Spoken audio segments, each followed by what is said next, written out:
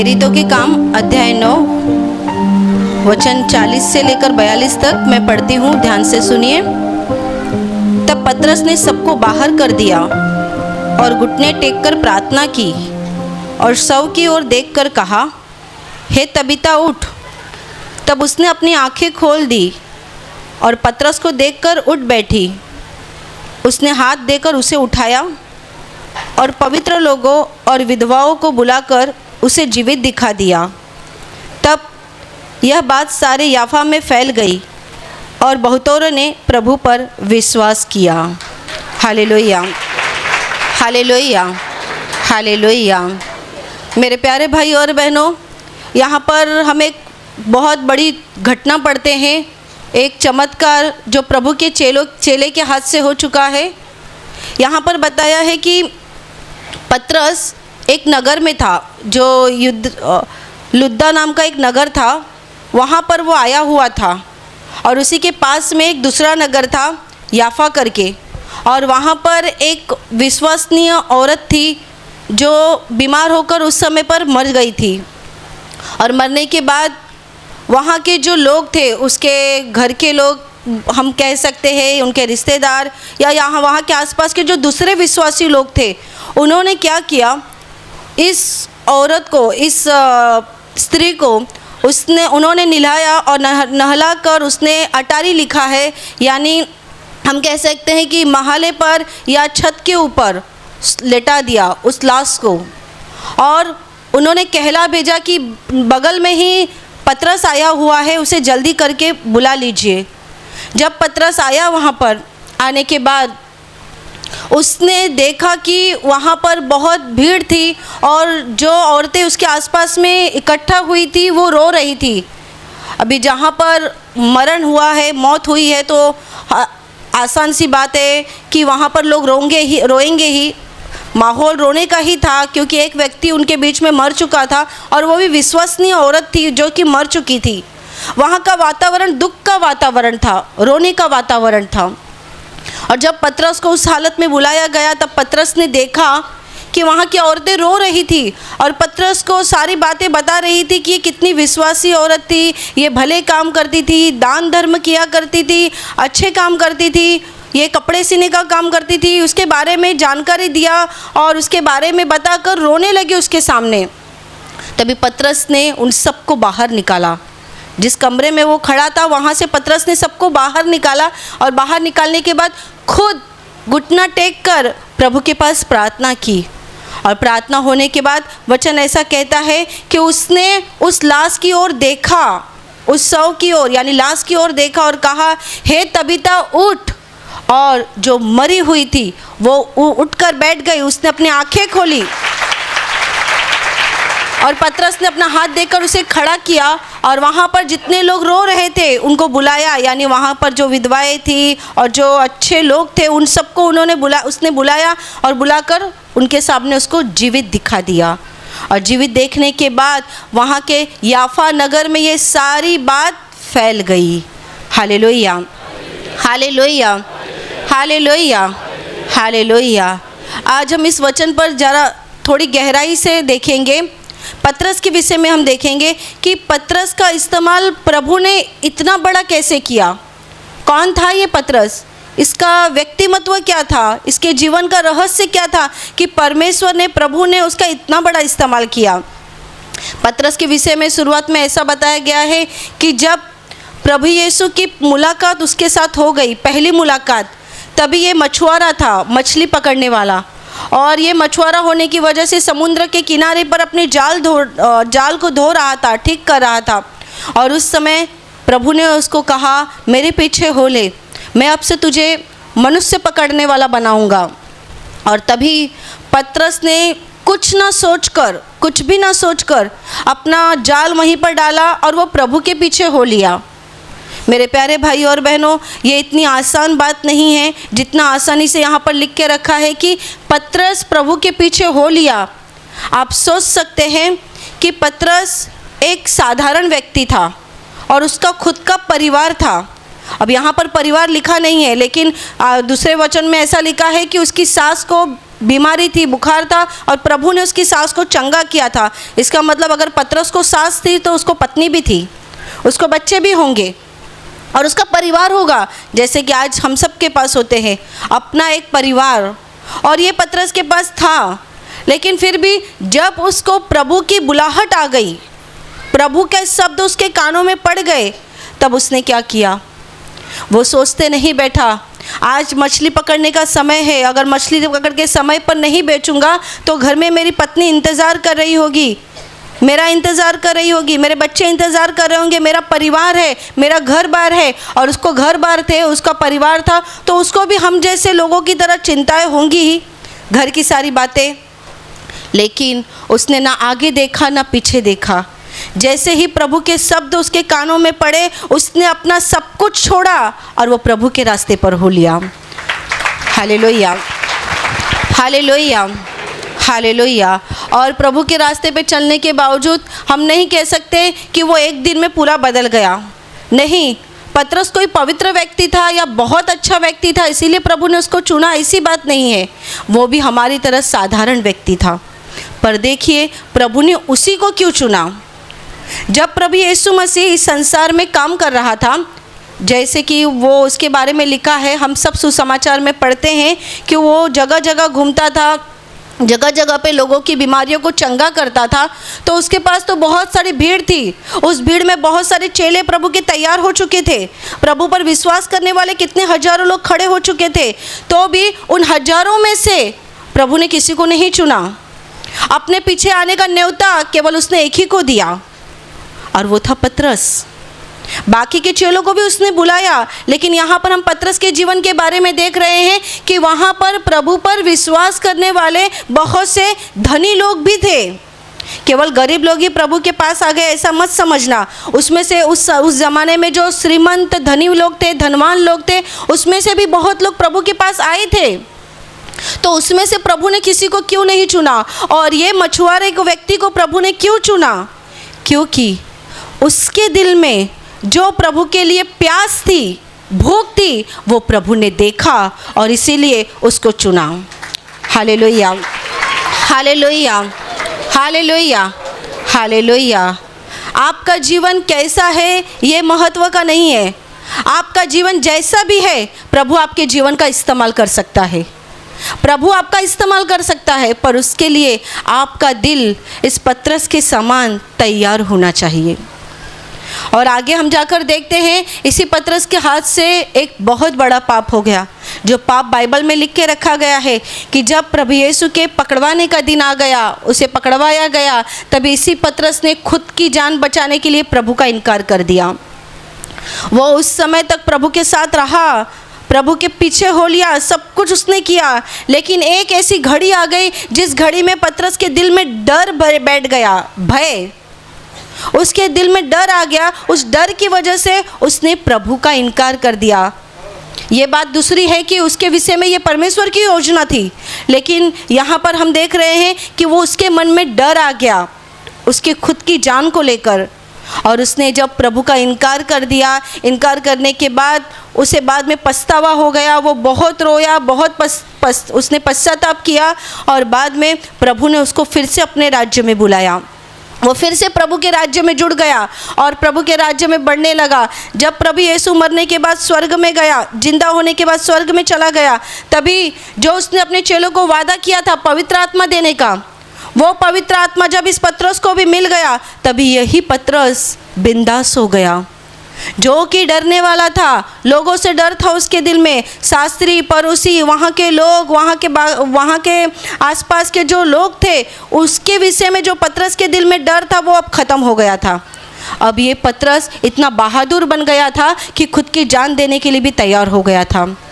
और इसीलिए इस पतरस का इस्तेमाल प्रभु ने इतना बड़ा किया, आगे जाकर इतना बड़ा कि सबसे पहला यहाँ पर हम चमत्कार पढ़ते हैं, उसने मरे हुए व्यक्ति को जिंदा किया।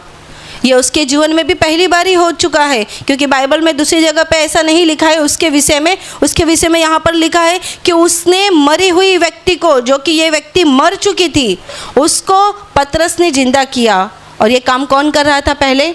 हमारा प्रभु कर रहा था।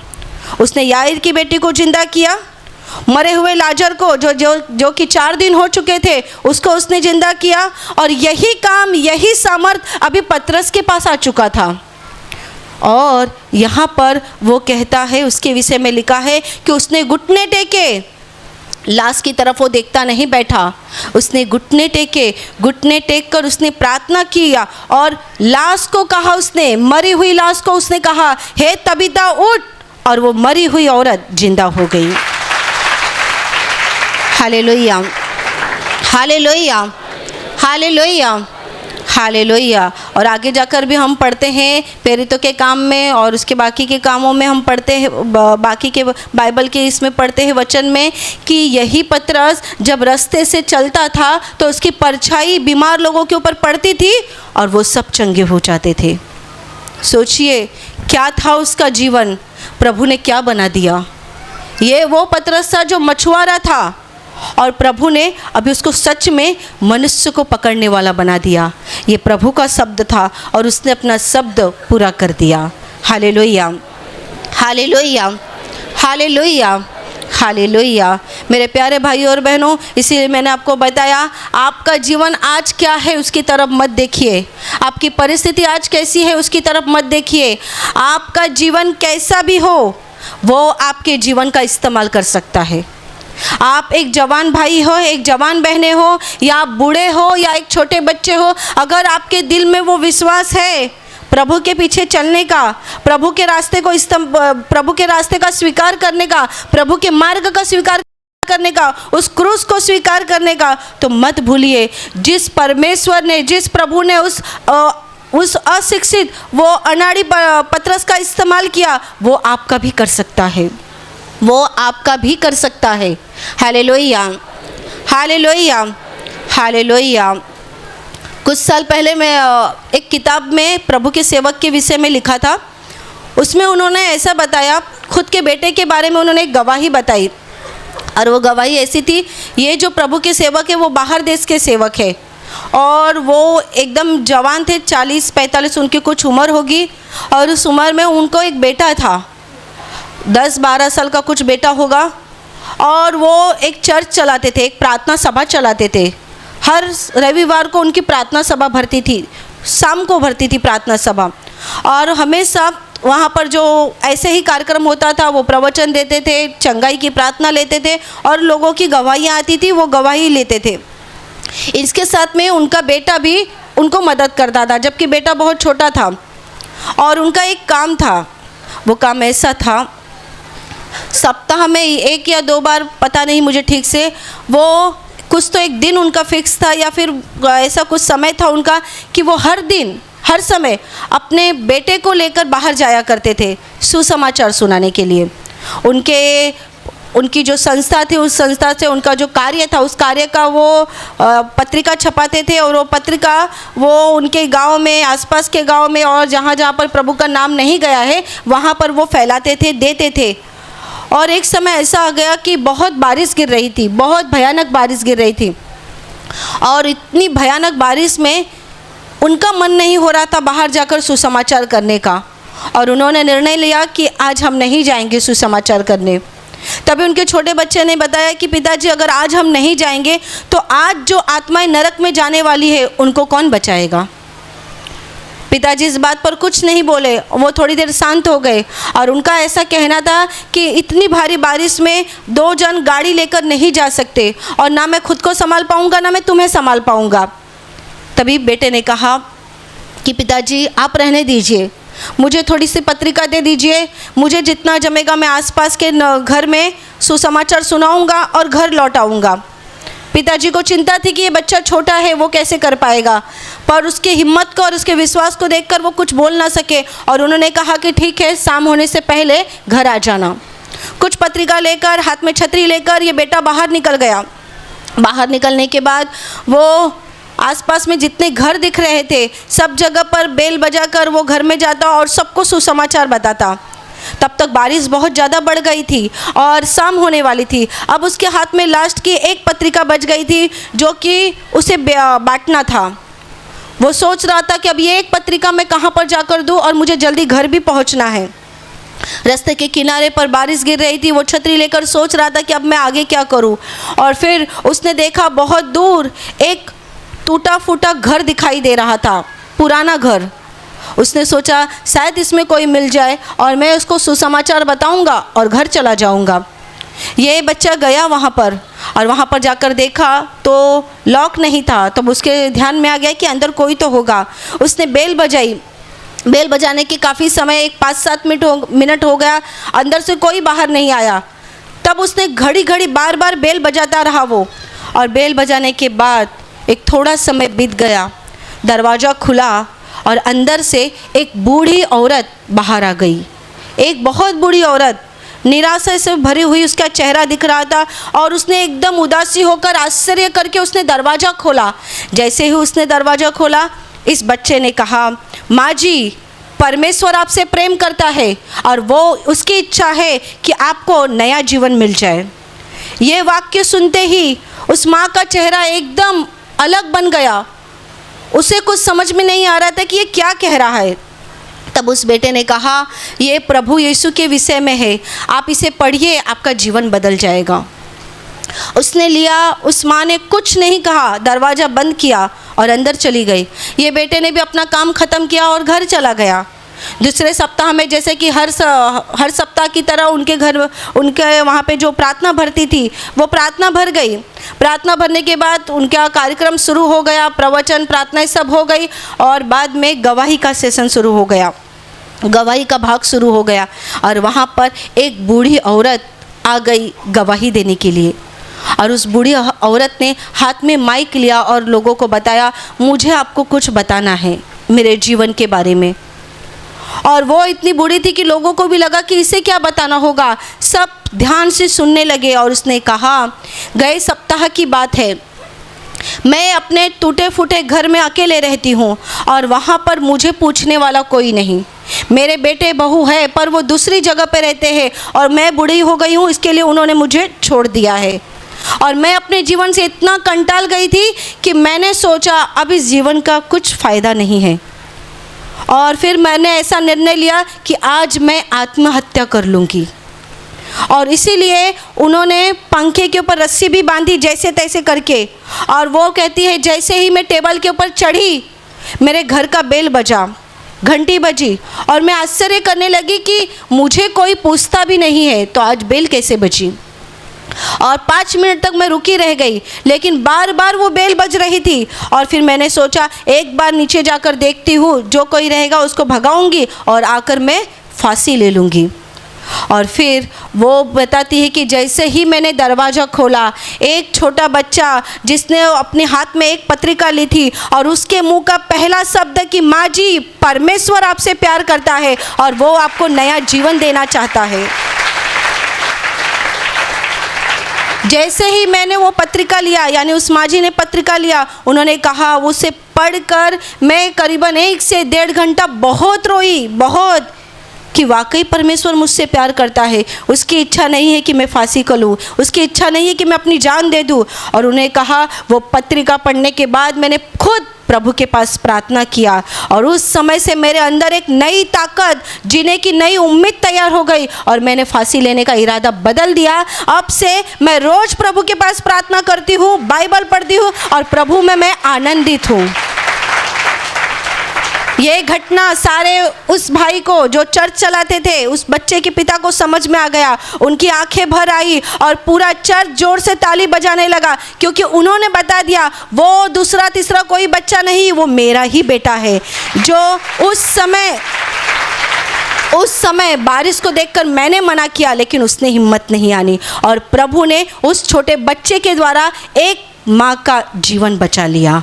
Hallelujah, hallelujah, hallelujah, hallelujah. मेरे प्यारे भाइयों और बहनों, आप छोटे बच्चे हैं या बूढ़े पिताजी हैं, आपकी उम्र प्रभु नहीं देखता, आपकी पर्सनालिटी प्रभु नहीं देखता। आप अच्छे दिखते हैं, अगर आप मजबूत हैं तो ही प्रभु आपका इस्तेमाल करेगा, ऐसी बात नहीं है। प्रभु के राज्य में वो आपका दिल देखता है, वो आपका दिल देखता है और उसके बाद ही वो आपको चुनेगा। आज आप उसके घर में बैठे हैं, आज आप उसका वचन सुन रहे हैं, ये भी उस परमेश्वर की कृपा है, ये भी उसका अनुग्रह है कि आज हम उसके राज्य में बने हुए हैं। Hallelujah, hallelujah, hallelujah, hallelujah. और ये मत समझिए कि ये चमत्कार पतरस था, उसके पास सामर्थ्य था, इसके लिए उसके हाथ से हो गया, या जो मैंने आपको गवाही बताई, ये गवाही भी बहुत ज़्यादा पुरानी है, ऐसी नहीं, कुछ साल पहले की गवाही है, पर मुझे साल नहीं मालूम ठीक से कि कब का है, लेकिन उनके किताब से मालूम पड़ रहा था कि वो नई छपी हुई किताब थी, यानी वो ताज़ी हाल ही में बनाई हुई किताब थी। और मेरे प्यारे भाई और बहनों, वही चमत्कार तो आज भी हम देख रहे हैं। आप मुझे बताइए, क्या आपने इस मंच पे से कम गवाहियाँ सुनी हैं? हम कितनी गवाही सुनते हैं। इसी सप्ताह में निवासी शिविर में एक बुजुर्ग माँ ने गवाही दी। उनकी क्या गवाही थी पता है? बहुत बूढ़ी थी वो भी। उन्होंने गवाही ऐसी दी कि 10 साल से उनका बायां आँख, जिससे लगातार पानी गिरता था, लगातार पानी गिरने की वजह से उनको धुंधला दिखाई देने लगा था और वहाँ से बहुत गंदगी निकलती थी। उन्होंने कहा, मैं अपने हाथ में हमेशा रुमाल रखती थी या फिर कमर में रुमाल बांध के रखती थी, क्योंकि उन आँखों से लगातार पानी गिरता था। और जैसे ही शाम होती थी, मुझे सामने वाले व्यक्ति का चेहरा बिल्कुल नहीं दिखता था।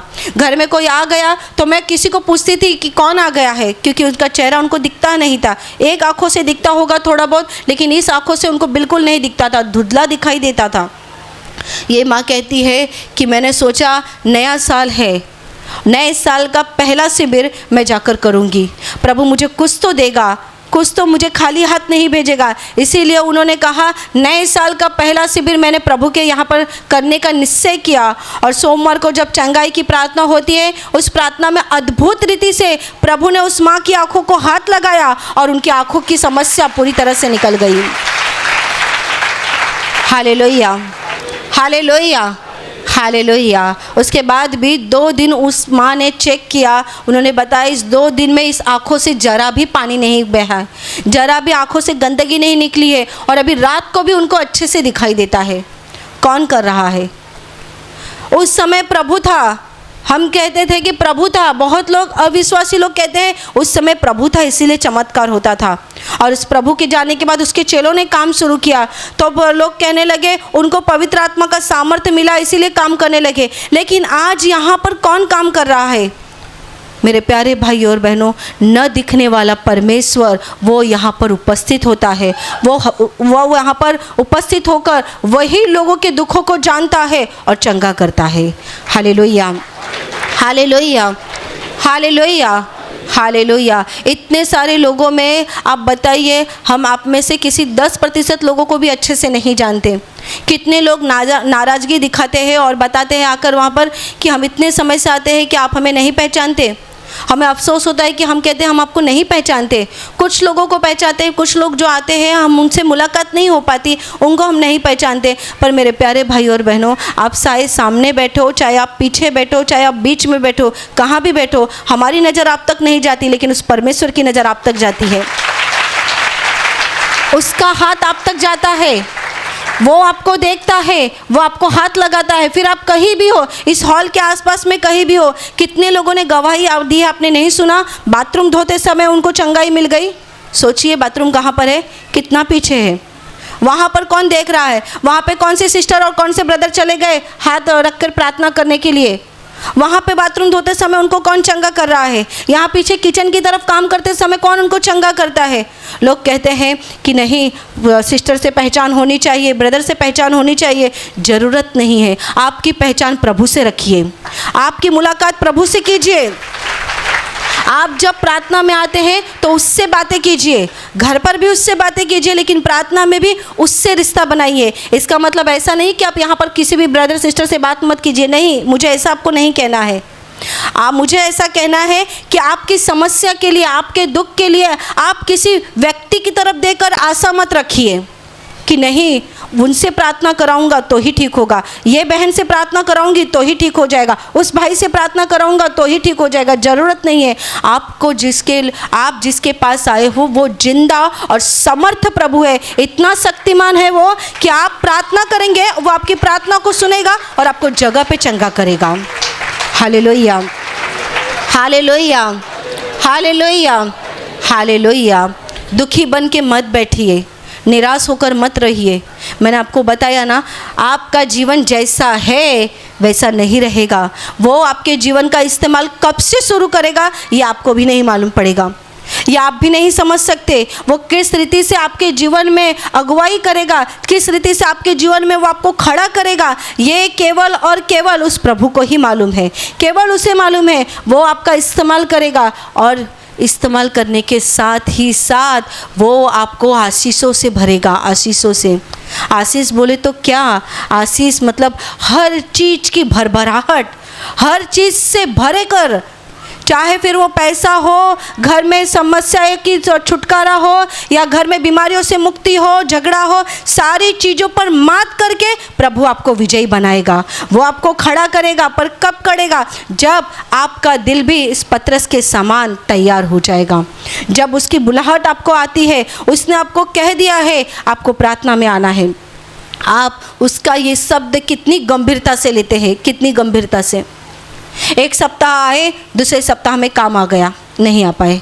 एक सप्ताह में आए, दूसरे सप्ताह में कुछ काम आ गया, और कुछ घर में काम आ गया। आप प्रभु के शब्दों को कितना सीरियस लेते हैं, कितना गंभीर लेते हैं। पतरस ने गंभीर लिया, गंभीरता से स्वीकार किया प्रभु का शब्द। वो नहीं बोला कि मुझे काम है, मैं काम करके आता हूँ। पतरस कोई रोड पे रहने वाला व्यक्ति नहीं था, उसको घर बार नहीं था, या उसको कोई पूछने वाला नहीं था, उसको खाने के वांदे थे, इसके लिए प्रभु के पीछे वो गया, ऐसी कोई बात नहीं थी। जबकि उसके पास सब कुछ होते हुए भी उसने उसे छोड़ा और प्रभु का मार्ग लिया। मेरे प्यारे भाई और बहनों, यही बात तो आज हमें सीखनी है। जब हमारे पास कुछ नहीं रहता है तभी हम कहते हैं अभी प्रभु के पास जाना चाहिए, अभी प्रभु के पास जाना चाहिए। वो बात ठीक है, लेकिन जब आपके पास सब कुछ रहता है उसे भी छोड़कर प्रभु के राज्य में आना, ये सबसे बड़ी बात है। आपके काम धंधे को बंद करके एक दिन प्रभु को देना, ये बड़ी बात है। Hallelujah, hallelujah, hallelujah, hallelujah. मेरे प्यारे भाई और बहनों, उस प्रभु पर विश्वास रखिए जिसने अपने राज्य में आपको बुलाया है। आप में से हर एक व्यक्ति को उसने बुलाया है, हर एक व्यक्ति को, वो भी नाम लेकर बुलाया है। अगर आज आप उसकी उपस्थिति में हैं तो यह आपकी ताकत नहीं है, उस परमेश्वर की ताकत है। उसने आपको बुलाया है, बिठाया है, आज आप उसके वचन को सुन रहे हैं, ये उसका आपके ऊपर किया हुआ अनुग्रह है। और इस अनुग्रह को समझ लीजिए, उससे ईमानदार हो जाइए। वो आपको कहता है आज काम बंद कर और प्रार्थना में चल, तो उसकी सुनिए। वो कहता है कि आज प्रभु के लिए ऐसा ऐसा कर, तो उसकी सुनिए। वो आपको कहता है आज अपने जीवन में ये बदलाव कर, तो उसकी सुनिए। और उसके सुनने के बाद उसके घर में जो आशीषों का भंडार है, उस भंडार को अपने जीवन में उतार लीजिए। उस सारी स्वर्ग की आशीषें और स्वर्ग की सारी बातों को, स्वर्ग के सारे आनंद को वो आपको देना चाहता है। पर कब? जब पतरस के समान आप उसके शब्दों को सुनेंगे, उसके पीछे चलेंगे, तभी स्वर्ग के सारे आशीषों को आप प्राप्त कर सकते हैं। Hallelujah, hallelujah, hallelujah, hallelujah, hallelujah. मेरे प्यारे भाई और बहनों, अभी मैं आपके लिए प्रार्थना करने जा रही हूँ। आपके बीमार हिस्से पर हाथ रखिए। अगर वहाँ हाथ नहीं रख सकते तो आप अपने सीने पर हाथ रखिए। विश्वास कीजिए वो प्रभु यीशु इस घड़ी आपको छुएगा और आपको चंगा करेगा। धन्यवाद स्वर्गीय पिता, धन्यवाद प्रभु यीशु, धन्यवाद पवित्र आत्मा, धन्यवाद स्वर्गीय पिता। मैं तुझे धन्यवाद देती हूँ कि आज इस वचनों को सुनने के लिए तूने इनके दिल को खोला और इनको आशीषित किया है। प्रभु यीशु के पवित्र नाम से आपके शरीर के सारी बीमारियां इसी घड़ी निकल जाए। आपके शरीर का सारा दर्द प्रभु यीशु के नाम से नष्ट हो जाए। आपके जीवन का दुख, संकट प्रभु यीशु के नाम से खत्म हो जाए। आपके मन की इच्छा प्रभु यीशु के इच्छा के अनुसार पूरी हो जाए। जिनके जीवन में दुष्ट आत्मा काम कर रही है, मैं प्रभु यीशु के नाम से आज्ञा देती हूँ, उन्हें दुष्ट आत्माएं छोड़कर निकल जाए। आपके ऊपर और आपके परिवार पर प्रभु यीशु के महान आशीष आ जाए। आमीन।